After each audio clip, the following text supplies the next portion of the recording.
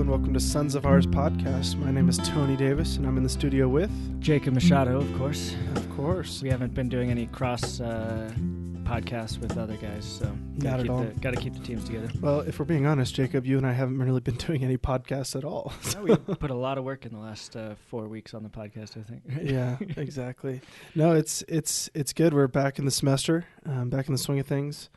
Mike and Ian have recorded a couple podcasts, which is great. So they got us started in the new year.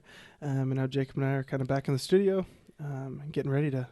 Yeah, this podcast is actually important to us because we're bringing back the person who was supposed to be our first guest. Yes. But me and Tony had not worked together recording, and so we had no idea what we were doing, what we were planning on doing. It was embarrassing, to say the least. No idea how to lead an interview to an end.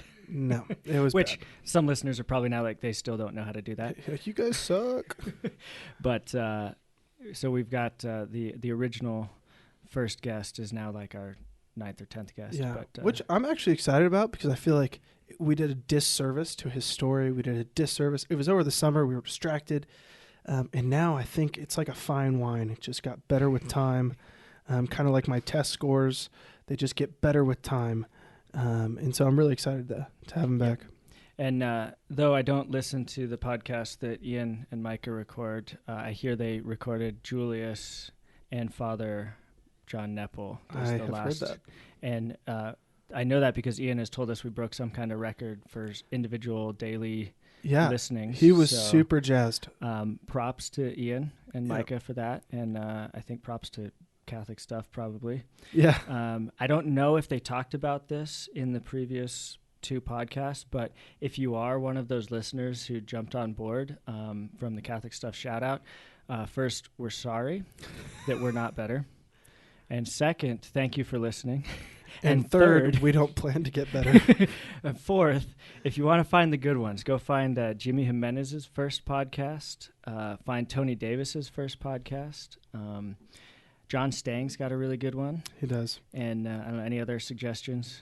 Yeah, I mean, there's some good gems I think in all of them. So give them a shot if you got a ton of time to blow and you're interested in certain topics. Then give them a shot. But yeah, if you're interested in like pot, you go to Podcast. If you're interested in crazy prison story, go to Jimmy. John Stang's just got a really powerful, really beautiful story as well. So. Yeah. So on that note, I'd like to welcome to the studio another Ryan. I think the last one we recorded was Ryan Kent. Now we have Ryan Mack. Ryan Mack, your parents are listeners to the podcast, I think because you told them over the summer that you were going to be on the podcast. Oh, no. Nope. Every week they've been tuning in. And so to the Mack family, we finally have your son on to do his story and his topic justice. So, yes, this one is about Ryan Mack, not another Ryan. So, Ryan, welcome. Thank you, guys. Thank you very much for having me. Actually, I introduced my mom to the podcast with Jimmy Jimenez's podcast. Oh, wonderful. Good. On a road trip out to Bismarck. I don't feel quite so bad. You're like, Mother, would you like to hear what my early childhood was actually like? Yeah, unbeknownst to you. Yes. Behind your back, I was living like Jimmy Jimenez. So, Ryan, who are you? Where are you from? Just a brief introduction for the listeners. It was actually quite a bit more boring than Jimmy's was. But I'm a seminarian for the Archdiocese of Denver, but I mostly grew up in Montana. I was actually born in Oregon, which is something that not a ton of people know about me. And then my family moved around a bunch when I was young, so we moved to Minnesota and then to Kansas. But I lived in Montana from first grade all the way through the end of high school. Wow. And where in Montana? In Billings, Montana. Wow. What high school did you go to? Billings Central Catholic High School. It's just I had to poke that because every Catholic I meet in Denver went to Billings Central High School from Montana. Every Catholic from Montana, that's an important caveat, went to Billings Central High School. Well, unbeknownst to you, there's only one high school in Montana. So, no. Oh my gosh. There aren't that many people in Montana, but they do have more than one high school. Yeah. Wow, that's just incredible. So shout out to Billings Central because that school clearly, especially among our generation, and 10 years older than us, 10 years younger, it seems like they just have been doing incredible work there. So they have sent a few guys into seminary. Oh yeah. And so you went to, you came out to Colorado for Colorado School of Mines, correct? Yeah. So I knew wicked smart. pretty early on that engineering was what I wanted to do. I loved taking things apart as a kid, figuring out how they worked. To my parents' consolation, I eventually figured out how to put them back together again. Nice. And yeah, I knew that engineering was the career I wanted to pursue, so came out to Colorado School of Mines. Went through kind of a reawakening of my faith through that experience. Definitely like a first real engagement with the intellectual tradition of the faith out there. Quick shout out to Craig Soto and to Gabriel Hahn, who were just guys who kind of rocked my world just in showing me that there is really an intellectual tradition to the faith, and there's good reason for believing what we believe. Yeah. So that was an amazing experience. And then right around the time that I graduated college, I started getting the indication from God that seminary was, and priesthood was where he wanted me to look into. So that's what brought me here. Gosh, what I love about Ryan, well, the first thing is when he walked, we were in the same spirituality year class, and so when he walked in, everybody recognized that he looked like Justin Timberlake. Oh yeah. So we just started calling him JT right away. But as I got to know Ryan a little bit more, what was really cool about it was God was really instrumental in the timing of your entrance to seminary, because you've been doing direction with Father Matt Book, right? Yeah. And shout out to Father Matt, another engineer turned priest. And then you started talking to Father Ryan. Yep. Correct. And in a whirlwind. How long was it? Yeah, I kind of tripped through the doorway. I think my official acceptance from the bishop came 3 days before the semester started up. Oh my gosh. So I'm very happy that Ryan was able to get into that spirituality year class and didn't have to wait another year before entering seminary. He's become one of my best friends out here. But I think that kind of segues into what we're going to talk a little bit about, of Ryan being a planner and an engineer. When God introduced something new to his life, it was kind of out of his control and on God's time. As it usually is. As it is with most of us. And so, yeah, that whirlwind got you into seminary.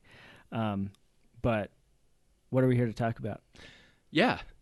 Just first off, I can see a lot of providence in when God brought me to seminary and what class specifically I ended up in. So kind of what I wanted to talk about is engineering your own life, making your own plans versus kind of how God's providence actually directs us and forms us for his particular mission. So going all the way back to grade school, I formed my identity in grade school. I started to form my identity in grade school around my ability to control my grades and sort of my academic success. And so in grade school, it's like I formed my identity around what I could do well and what I could influence. And I was relatively intelligent and had a pretty strong propensity for organization. And I also knew that, like, even if I wasn't necessarily the smartest guy walking into the room, I was pretty convinced that I could work harder than anybody else there to kind of control the outcome of what I was going into. So that continued through high school, and it worked out fairly well in middle school. In high school, it got a lot tougher. There were just a lot more things going on, different projects, different side things that I was trying to all make work out. And I still, like, at a certain point in grade school, I made a resolution that I was only going to get A's through the rest of school. And I was able to continue that up through high school, but it really started to take a toll on me through high school in particular. Like right after I graduated high school, I got sick with pneumonia, and that knocked me out for like 2 weeks. Right after graduation? Right after. It was the day that I graduated high school. It's just like my body said, I'm done, and I was out. Wow. Congratulations. Have a good summer. Yeah, exactly. Missed a lot of the graduation parties.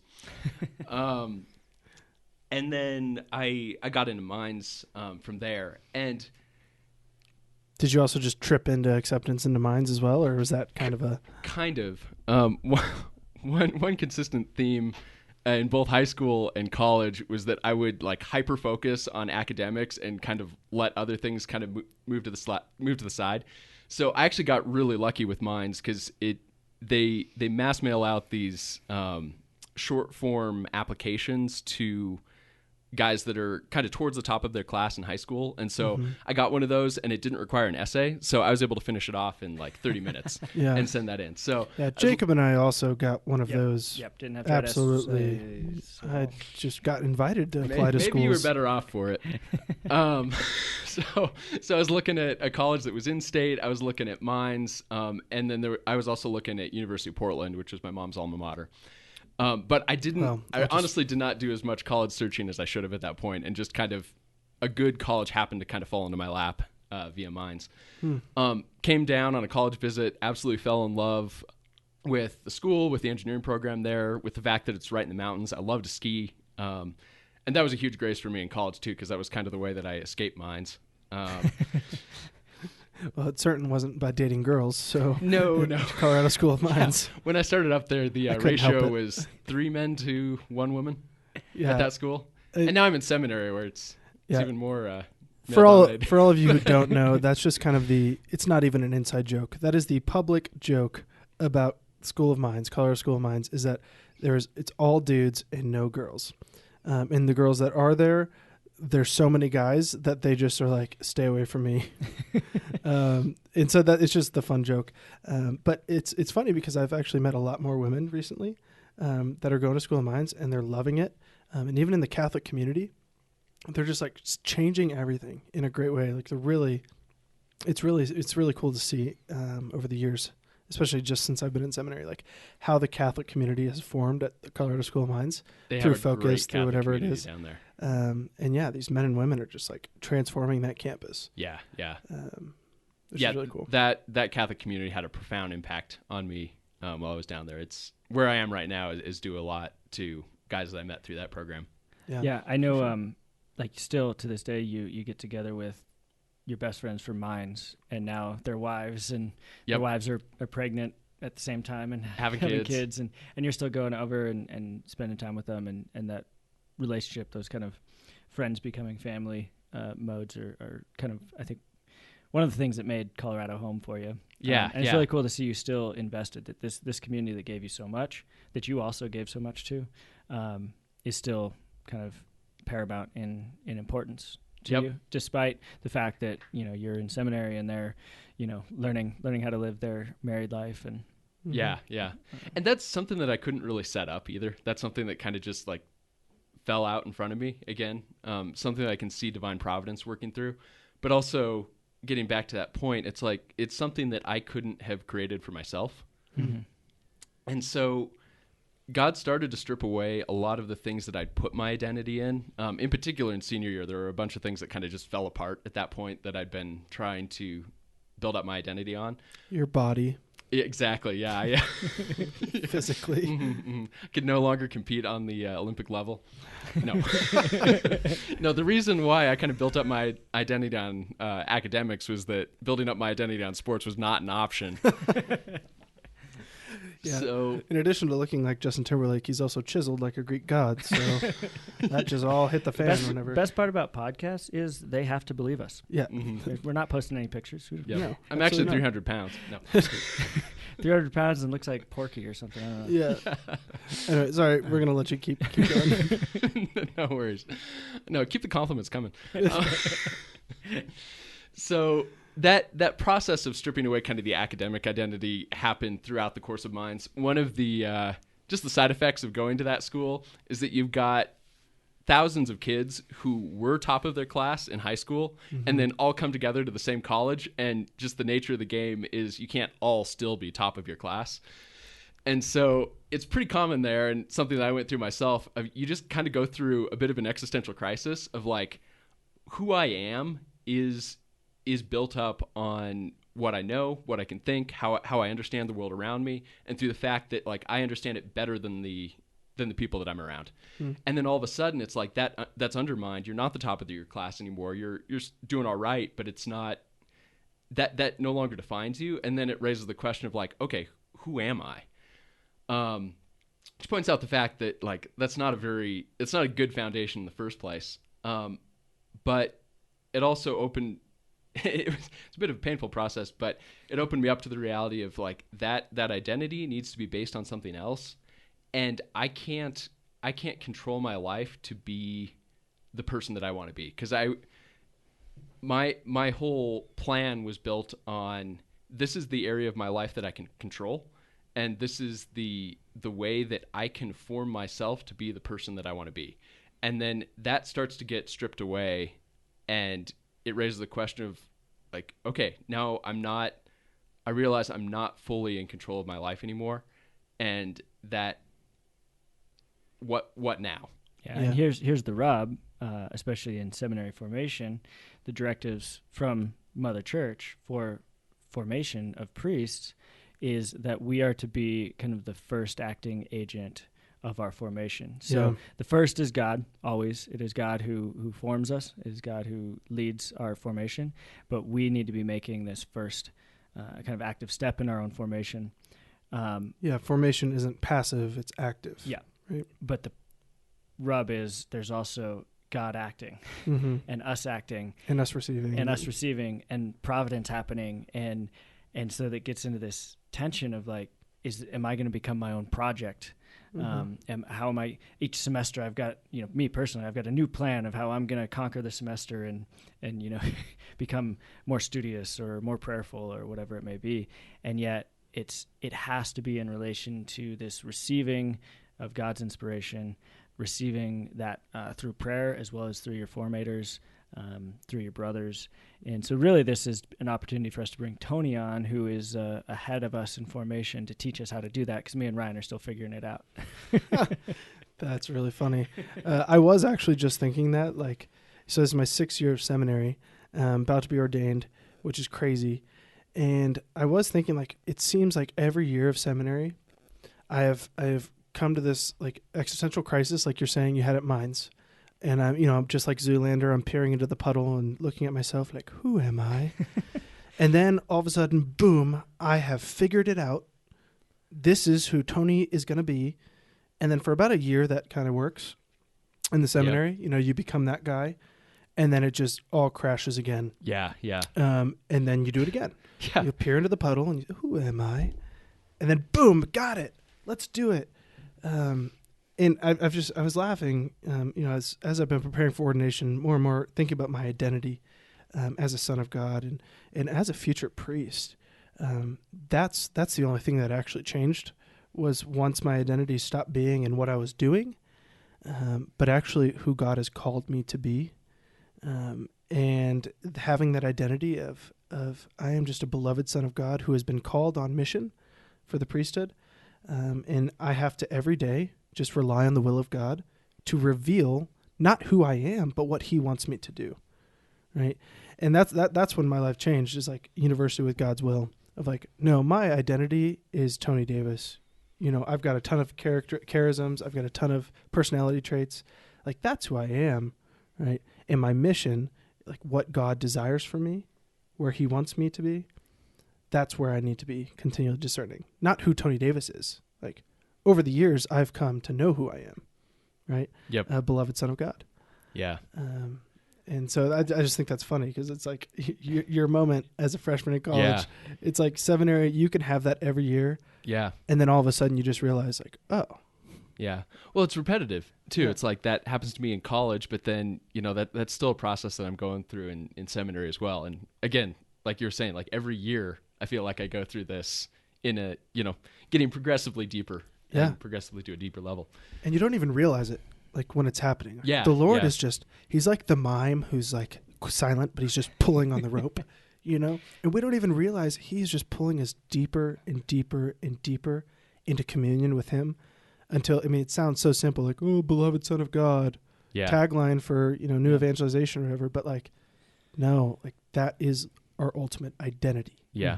Boom. You don't get any deeper than that. Yeah. Yeah.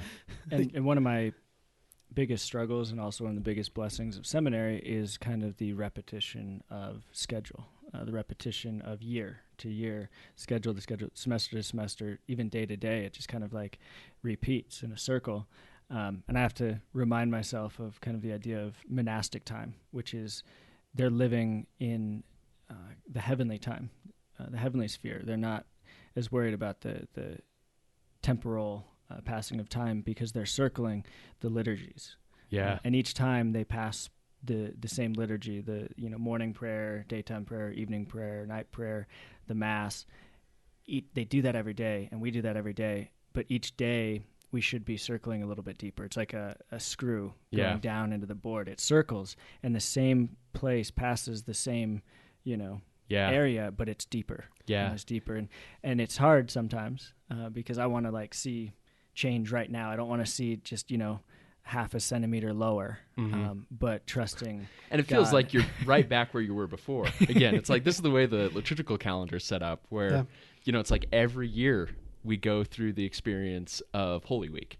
Every year we go through the experience of Lent, and so it can feel repetitive, but it's this opportunity to dive deeper into that mystery, because we can't live all of these mysteries simultaneously as finite human beings. Yeah.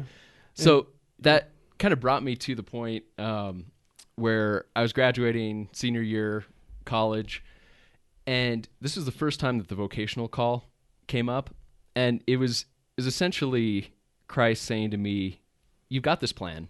It's not a bad plan, but I've got a better plan, and I think you should try it out."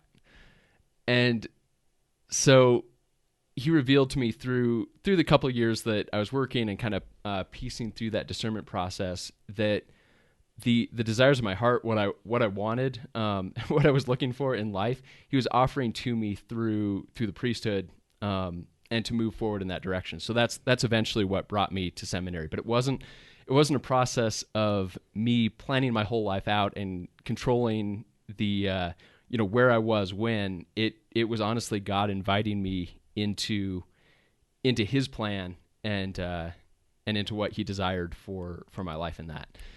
Can I ask you a practical question about that? Mm-hmm. So your discernment was over years, right? Of just the Lord continuing to kind of in particular work in your heart, work in your life. And a lot of people say well, was it a light bulb moment? Was it a voice that you heard? As a working man, it's difficult, or man or woman, to dive deeper into your faith. Yeah. You're distracted by everything. Yeah. You're not in the focus community or whatever community you had at college, right? Yeah. So what did that look like for you? Just a couple practical things. Oh man, yeah. I'll try not to get too much off on a tangent, because this is this is a big one for me and my whole vocational process. But one thing I recognized through I had at least enough spiritual depth when I graduated college to recognize this truth. Praise God. That I did a lot better when I was surrounded by a faithful community of good friends. Mm-hmm. And so that was something that convinced me when I graduated that, if possible, I really needed to find a job here in Denver. Wow. In one part because I had guys around me that I really trusted and were good friends, who I knew had my back and were faithful. And also because I knew that there was a really good seminary here, and it was starting to come up on my mind that might be somewhere that the Lord is leading me to, and I trusted the formation here because I had some really positive experiences with guys who were seminarians at the time. So his community was huge. It was, yeah, okay. Yeah. And it hit me in college that the way Christ has constructed the church, it's not just me and Christ. We actually have a body of Christ, and the way that the faith is designed to work out is in communion. No. Sorry. Yeah. Yep. So that kept me here, and that I actually very consciously made the decision at that time that I really needed to make Colorado my home. And so later on, Mom and Dad, they were pretty supportive of it, all things considered. Yeah. That's beautiful. Well, what I see there is you're talking community is super important. Yeah. Community is when in college you were your best, both spiritually and humanly, which helped actually balance your academic pursuits. Yeah, yeah. And so this community, it's not your isolated personal project. You can't control other people. No. Yeah. And so when you're in community, we read in Scripture that, what man sharpens another man, brother sharpens brother, as iron sharpens iron. That there's a mutual formation that goes on in friendship in any type of community. Yep. And there's a beautiful reality of the church doing that for each member. Yep. And if we isolate, if we make ourselves solo, it's just kind of becomes this weird kind of non-Christian, fake Christianity of me and God and my perfection project again. Yeah, yeah, exactly. And that community was key for keeping me in a good place during that time and keeping me in a mode where I could actually discern that call. Absolutely. So I was living with two great friends of mine from back at Mines, Josh French and Paul McDonald. And then one of the things that we did during that time was we started inviting young adults from our parish over to our house for dinner and then doing a Bible study once a week. Yeah. And that kept me grounded during that time and kind of created the environment where I actually could consider that vocational call. Absolutely. But you're totally right on the aspect of, as a working man, it's really hard to find the time to live a solid spiritual life. And so eventually when kind of the rubber hit the road with the vocational call and I was trying to discern with my spiritual director whether that was something that God was concretely asking me to do. There was a catchword there. Spiritual director. You had one. Exactly. Father Matt huge. Book. Yeah. Very good priest. Good That's man. Huge. I was going at it for a couple months and just with work and whatnot, I wasn't finding the silence and the stillness to enter deeply into prayer to really ask that question. And so I had some friends from Mines, again, from kind of that Catholic community who were going on a camp out, and they needed someone to go up early to grab a campsite. And so I offered to go up about 24 hours beforehand, and that left me a full day of just being on my own in the wilderness without any kind of technological communication back to the world of noise, to just read and pray, and kind of work through that call. And that's where I concretely got the indication that if the doors are open, God is calling me to enter seminary. Yeah. So two things that I think are important, then we can keep going with your story, because people just ask us all the time about this, especially people who are post-graduation, trying to discern actively in their life, whether it's marriage, religious life, seminary, whatever it is. But two things that I think are super important from your story that we can see is community. You sacrificed like where you would live, where, being close to your family. You made sacrifices after graduation to be around people that you knew would assist you in living your Christian life. That's beautiful. And then two, trying in as hard as you can to find whatever time you can in silence, away from distraction. Yeah. Because it is difficult, but it's not impossible. Yeah. And so I just want people to be able to pull those things out, and to try to put those into practice in their lives, because that's what it changed my life, it changed your life, Jacob's life. Yeah. It's like community and actually praying. Yeah. Those are huge. Yep. And it's not easy. It takes sacrifice. Yeah. It was a huge blessing for me too, because I have a lot of friends who got really isolated after college too, and that's so easy. Yeah. So even though you chase the job, but even though I might have sacrificed the job in some way, it's like I would not have traded, a good job, but spiritual and social isolation for where I was at. Yeah. So thank you for that. Yeah, no problem. So got the call to kind of move through doors if they were open, and it was a huge, rush of trying to get all the paperwork done. For those of you who don't know, the application process for the seminary is a beast. They don't just invite every guy on the top it of was their not class. a 30-minute application process. Ryan had to write an essay, a whole multiple-page on myself, which is horrible for an engineer. Yeah. But kind of tripped in the door and got in. And that whole process and kind of reflecting on, not engineering your life, not making your life your own self-perfection project, reminded me of a reflection that we got on Pentecost back in spirituality year. So I'm pulling this from a book that we read back in our first year in seminary. It's the year that's focused on prayer and discernment, and it's by a bi-ritual Byzantine priest named Jean Corbon, and it's called Wellspring of Worship. Copyright laws we have now fulfilled. Yep. I'm not reading over 10% of this book or more than one chapter, so it doesn't violate copyright laws. Cite the page. This is page 72 in the Ignatius Press version. There you go. So reflecting on the apostles leading up to Pentecost, he asks, "Who are they? The men who 10 days earlier had returned to the city and kept to the upper room, where with one heart all these joined together constantly in prayer, together with some women, including Mary, the mother of Jesus, and his brothers. They were simple men who had left everything for Jesus, but they were also cowardly men who had deserted him or even denied him. They too had undergone a preparation for months on end, during which they had seen, heard, and touched the word of life. Very recently, they had been listening to his final instructions for 40 days, but their hearts, slow to believe, had made hardly any progress in their 3 years with him. Above all, they are poor.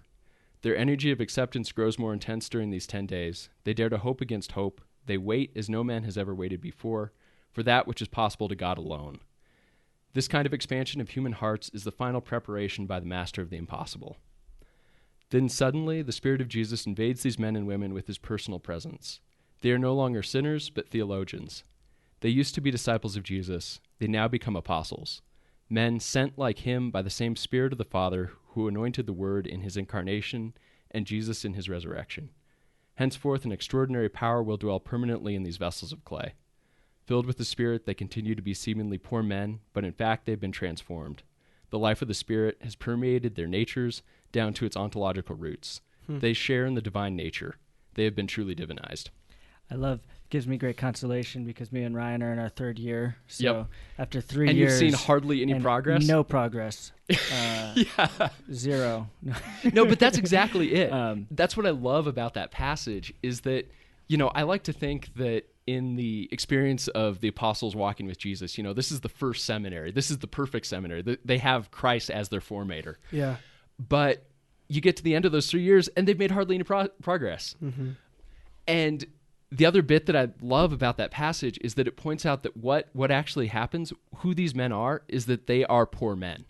And so the only thing that's happened to these men in that experience of living with Jesus for those 3 years is they recognize their own poverty. And it's in that experience that the Spirit of God can actually work in their lives. Yeah. In some sense, that recognition of their own poverty was the precondition that was necessary for Pentecost to happen, for the indwelling of the Spirit in them, and for that to work efficaciously in their lives. Yeah. In order to receive God, you had to have nothing. Yeah. Yeah. You had to be poor. Exactly. Spiritually, physically, you had to be empty in order to be filled up. Yep.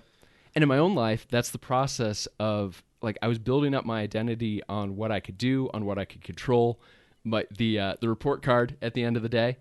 And that had to be stripped away for God's grace and the action of the Holy Spirit in my heart to actually call me on to what he had planned for me. Yeah. What I find amazing is the temptation, as you approach God, as you approach the narrow way. I've been reflecting on this.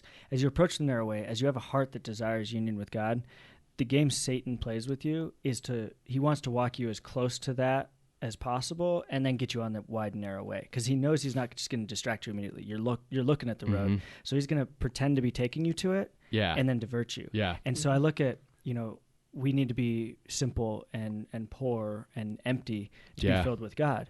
Well, there's this huge minimalism movement going on in the world right now, because we recognize that we're full of distractions. Mm-hmm. We're full of possessions and hobbies, and I'm just culprit of this. Yeah. Yep. And so there's this big movement, minimalism, to just declutter and simplify your life. But it becomes its own idol. It's not for the sake of being filled with God. It's for the sake of having less that can cause something negative in your life, or less you have to worry about, so you can have more peace or whatever. And there's a goodness to it, but then it becomes the target. Mm-hmm. And so my perfected identity is being a minimalist, not being filled with Christ. Or so whatever it is that we can focus on sometimes, when we make it our own project, that's the end. Yeah. Again, it diverts us from Christ. And so it's for that end of being poor for filling with Christ. And it's all about control. Mm-hmm. I mean, I can control my grades. Mm-hmm. I can control how much stuff I have. You know what you can't control? God's voice in your life. Mm-hmm. Good luck trying to control that, right? And so we don't know how to do that. We don't know how to receive in prayer. We don't know how to, live as apostles, right? Yeah. I love that passage. Men who were disciples became apostles, with the indwelling of the Spirit. Yeah. And that's what we do in our lives. We are following Jesus, actively trying to be holy, but a lot of us, we're still struggling to try to control our prayer, what we read. But one thing that has been coming up in prayer a lot lately is if you do something wrong the first time and no one corrects you, you're going to do it wrong every time. And that can happen. I just realized that can happen to us in the spiritual life. we can pray wrong. We can read something and think this is gold. We can read that, minimalism is a good thing. It can lead you to poverty of spirit, this and that. And we can read it and we can try to put it into practice. But if we never take it, to the divine, if we never take it to the spiritual realm, whatever, we can be doing it wrong. And then it becomes an idol, like you said, and we just are repeating it and repeating it. Yep. And you're never actually growing. Yep. And so it's something I probably should have saved this until I've figured it out a little more, but it's really starting to come into my heart of we have to be careful even in the spiritual things, even in the things that are apparent goods. We have to discern them. That's the importance of the spiritual director. Yep. We have to actively be returning to them, right? To see Lord, is this what is good?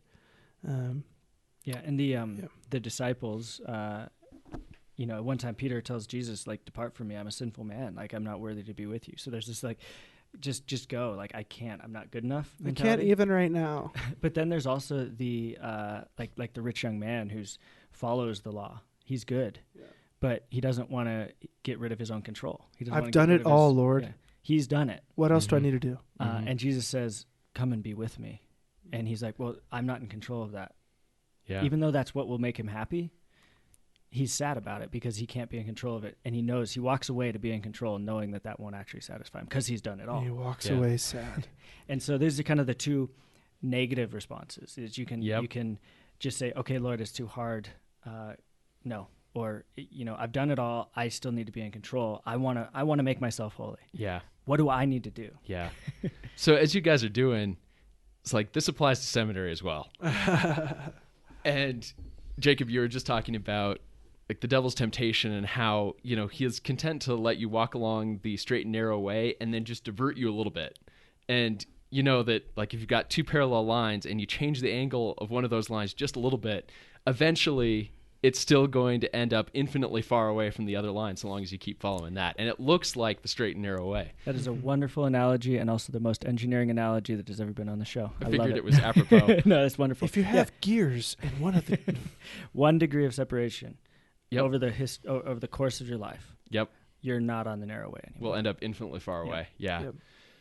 And so for us, it's people like to play up the heroic sacrifice of seminary. It's I've dropped everything to go follow Christ. But it's so easy to turn seminary into a self-perfection project.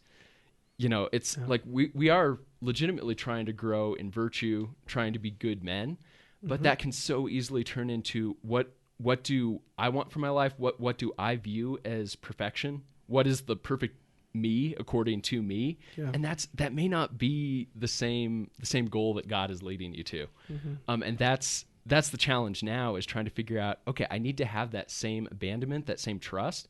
And that's the challenge of seminary formation, of how do you form these guys in such a way that they're totally abandoned to the will of God and are totally conformed to his grace and his direction for their life, and not turn it into how do I just follow the self-help program of my own plan for my life in this. Yeah, it's just not pulling the right levers and moving to this ideal perfection that I've created. And when if I look at perfectionism, there's two risks. First is the perfect ideal that I've created for myself isn't the image that God wants me to be. And so if I follow it, even if I achieve it, it's wrong. And then the second is perfectionism, being a flawed person. I am probably not going to even hit that target. And so if I think... And I'm not sure I want to hit that target. If I think my ideal is to hit that target or to be perfect, then I'm not doing it. I've got to lower my sense of perfection to the point of elevating mediocrity, because that's where I am. I want to be perfect. That's what my identity ought to be, is perfect. Well, I can't do that. So what's my perfect? Oh, I'm okay. You're okay. That's okay. I lower everything down to be perfectly fine. But that's also false. Yeah. And I need to say, no, Lord, what do you want me to be? And then invite to sit in the upper room waiting for the Holy Spirit. Yep, and praying for that. Because ultimately, our goal in seminary is to be configured to Jesus Christ, the high priest. Yeah. But how often have you guys put that as your spiritual formation goal in seminary? It's you don't get there necessarily through that means. It's it was reminding me as I was reflecting on this of like some of the key moments in seminary are like our 30-day poverty immersion back in our first year of seminary, or the 30-day silent retreat. And both of those experiences are situations where you get thrown totally out of your comfort zone and have to rely on his grace and his direction to lead you through that. Because nobody's qualified for that in a certain sense. And ultimately, we're looking at a vocation that nobody is qualified for. Yeah. Yeah, God doesn't call those who are qualified. He qualifies those who are called. Mm-hmm. Put that on a T-shirt. I think it's been put on T-shirts many times. Yeah, I think someone actually tried to give me that T-shirt. Yeah. But no, like this idea of perfection and this idea of like we can do it.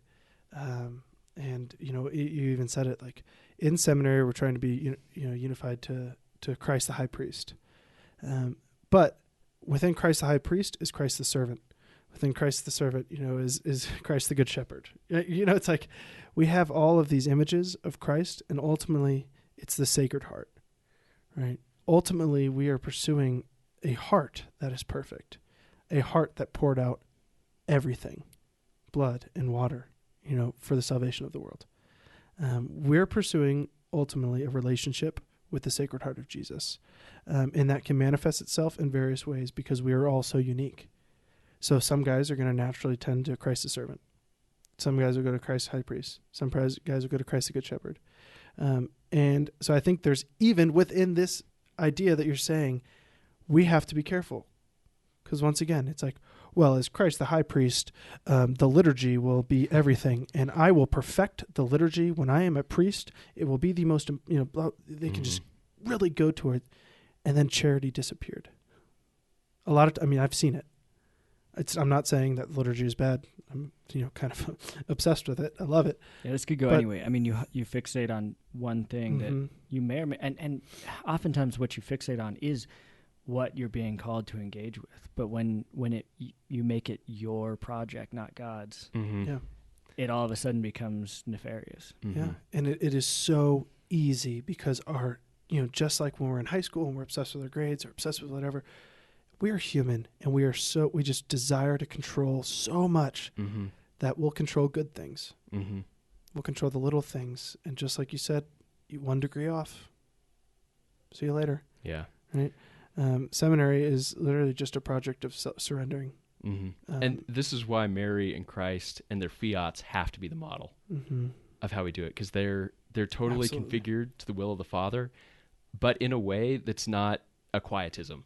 That's not just like rolling over and letting God take care of everything. It's like I will participate and follow in wherever you lead me to go. Yeah. And that we're free in that. One of our professors shared with us an image of the Annunciation where Mary is receiving the message from the angel, and kind of the top left, you have God kind of like with his head kind of turned, waiting to hear the answer, because he's not going to force Mary. This is his plan from eternity. This is God he's saying, this is the woman I have chosen.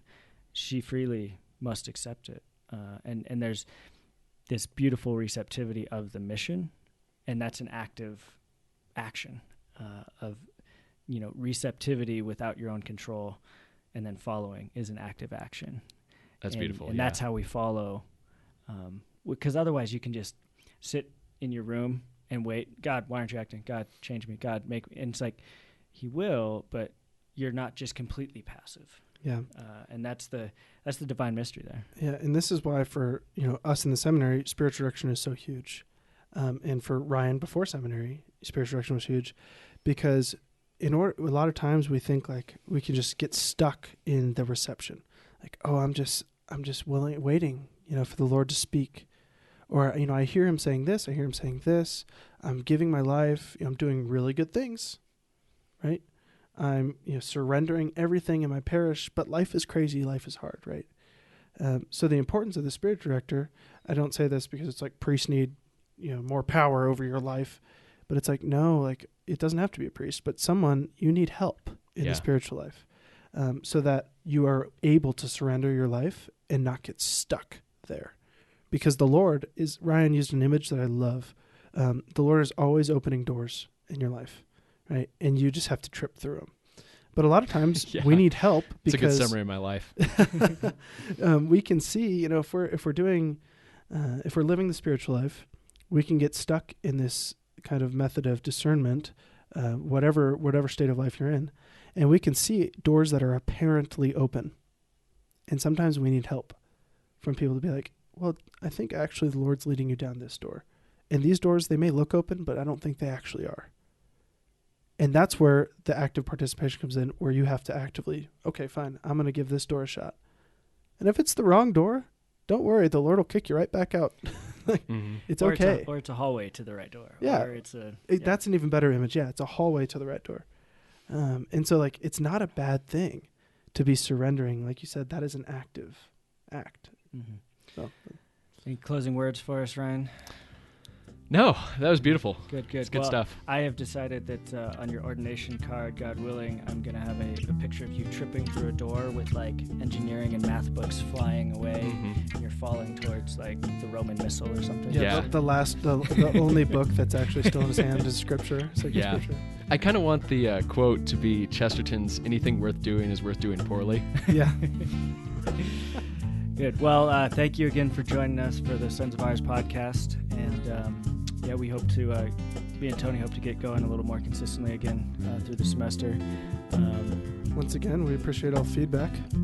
If you need anything or have ideas, something you want to hear about, or if you have a seminarian that I want to hear his story, shoot us an email at sonsofourspodcast@gmail.com. There it is. Ours with an A. Yeah. And spell it O-U-R-S, we will not get it. Yep. And then you'll be angry. This is true. And it turns out my sister sent us an email that she thought was really funny, but it went to our junk mail, which is really funny. So if we don't respond, I'm sorry. We will check the junk mail folder regularly. I don't know what the settings are that we need to change, but... Good. Well, God bless you, and we'll catch you soon. Yeah, thank you so much, Ryan, for being here. Thank you, guys. All right, God bless.